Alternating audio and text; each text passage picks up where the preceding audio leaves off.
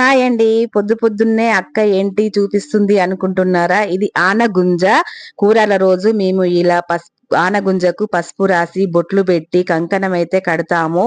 దాని తర్వాత అయితే కొత్త గుడ్డలో బియ్యము, పైసలు ఏసి మా కోడలైతే ఆనగుంజకైతే కట్టింది. మీకు ఇలా తెలిసినట్టయితే కామెంట్ చెయ్యండి.